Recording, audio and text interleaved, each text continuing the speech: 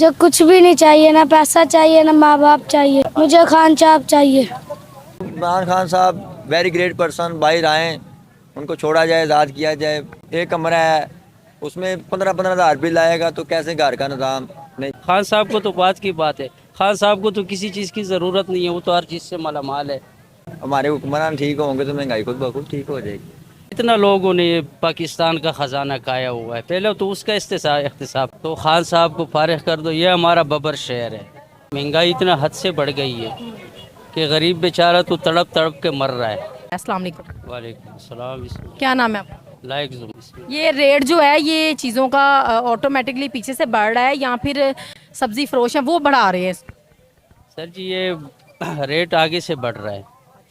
ये मंडी में जो लोग माल आता है बाहर से आता है, गाड़ियों पे आता है, ऊपर से डीजल बहुत महंगा हो गया है, पेट्रोल बहुत महंगा हो गया है। उनकी गलती नहीं है इन चीज़ों